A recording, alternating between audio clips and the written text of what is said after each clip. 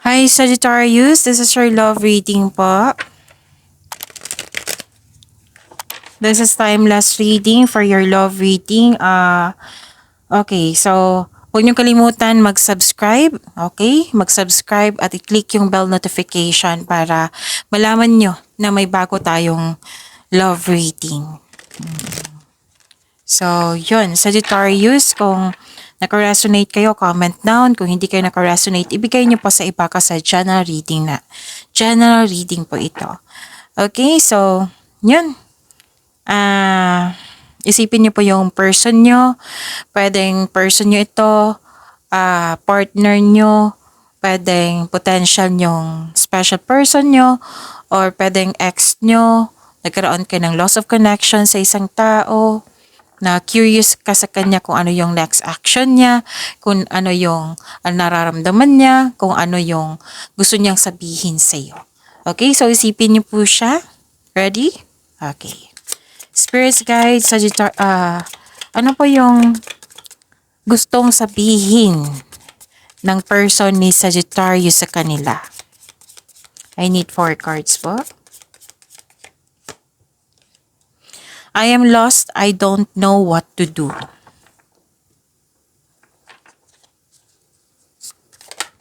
Oops. I am working on myself so I can come back. Please wait for me. Wow.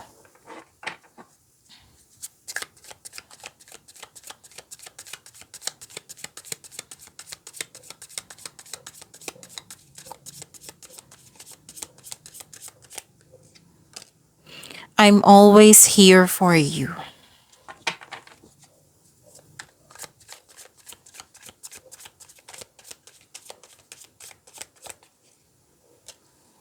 I do love you, just don't know how to show you right now.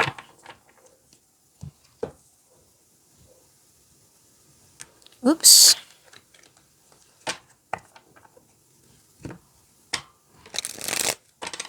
Para po sa love life ni Sagittarius.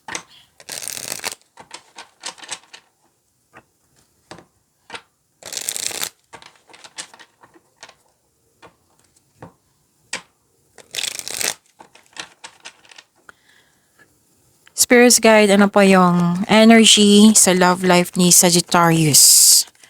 Energy sa love life ni Sagittarius.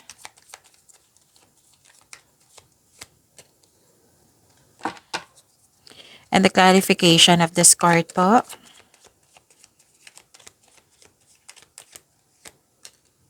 So, kamusta si Sagittarius sa love life nila? Nakikita ko dito na nagkaroon po ng you're walking away from a relationship that no longer serves you. Gusto mo ng growth eh. It might be naging toxic na or hindi na kayo nagkasundo kaya nagkaroon ng pag-iwas, pag-iniwan, walking away. Posibleng nagkaroon kayo ng unhealthy connection kaya nag-decide kang iwan ito. So, this is walking away at nagkaroon ng pag-move on. Nasa new beginning na kayo. Tanggap mo na yung mga nangyari sa inyo, ending, tapos nasa new beginning kayo. Hindi kayo takot sa bagong simula. Oo. Nakikita ko dito na confident ka na. Okay? So, may tampuhan talaga dito, oh. May tampuhan ako nakikita dito. So, ang advice dito, leave the past behind. It's never too late to begin again. Mag-usap at magpatawad. Mag-ingat po daw kayo sa padalos-dalos na pagpasya. Makinig din kayo sa inyong intuition. Okay? So, ang binigay na na solusyon dito is mag-usap at magpatawad. Spirits guide, challenges na ma-overcome po sa relasyon, sa love life ni Sagittarius.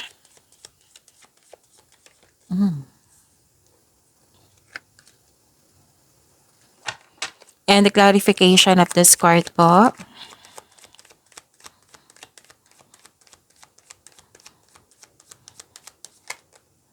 Okay.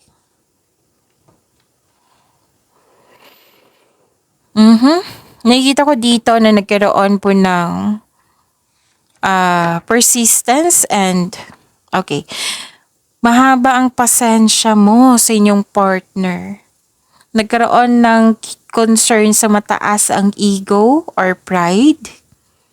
Nagkaramdam ka ng pagod pero ayaw mong sumuko sa inyong relasyon, sa inyong connection. Same pa rin yung advice dito sa Sagittarius eh. Mag-usap po daw kayo tungkol sa concern mo. Nang malaman din niya yung concern mo na malaki ang adjustment mo. Kasi teamwork yan eh. So, kailangan nyo ng pag-uusap. Dalawang card na mismo nagsabi dito ha. Kailangan nyo mag-usap. At gawa kayo ng adjustment. Kasi teamwork yan. Para magkasundo kayo. Nakikita ko dito na nagkaroon po ng... Oh, okay. Nakikita ko naman dito magkakaroon kayo ng pagkakaisa. After nitong tampuhan na ito, mag-uusap kayo, may ano nga dito may plano na ipakilala ka sa grupo ng tao. Or ikaw, may plano ka na ipakilala siya sa grupo ng tao. Spirits guide, kamusta po ang energy sa partner ni Sagittarius ngayon? Ano yung next action niya, nararamdaman niya, ano pa yung gusto niyang sabihin kay Sagittarius? And the clarification of this card po.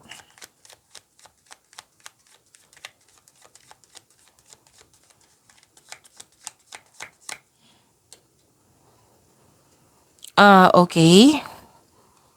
Nakita ko dito,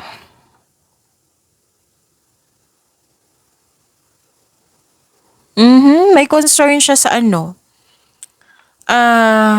may concern siya sa hindi nagsasabi ng totoo. Pwedeng siya ito or pwedeng kayo ang kanyang concern. May concern din siya dito sa may gusto siyang malaman sa iyo. Nakita ko yung obsession niya dito eh. Confused din po siya. Nakita ko dito may concern talaga siya sa taong hindi nagsasabi ng totoo. Pwedeng siya ito or pwede yung concern niya sa iyo. Na may nakita din ako ditong tao na may mapaninlang na tao dito na may gustong kunin. Pwedeng siya or pwedeng concern niya sa iyo.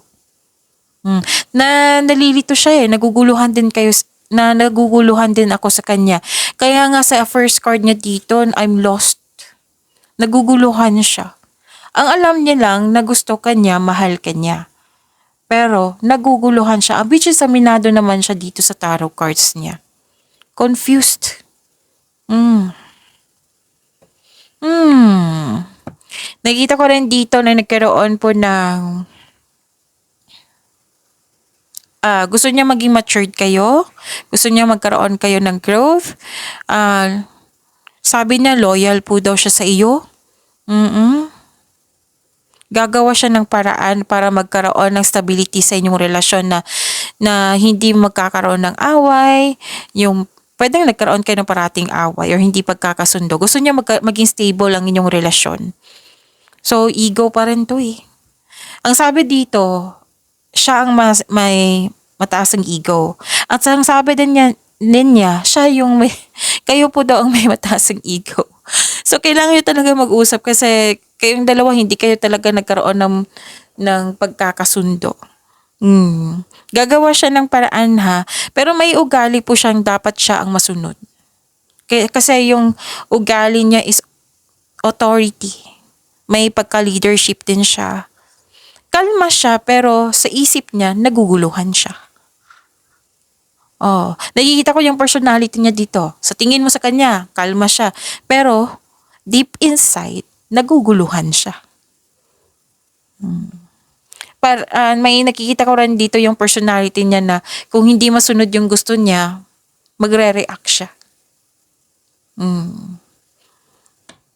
May pagka-bossy pala to. Pero yung yung concern tinutulak niya sa'yo kasi kayo po daw ay hindi nagsasabi ng totoo. Yung totoong concern mo, hindi po daw kayo open sa kanya. Ano siya dito eh, may energy siya na pagka-aggressive. Sana'y ma-overcome niyo po ito, Sagittarius. So, yun, maraming salamat po.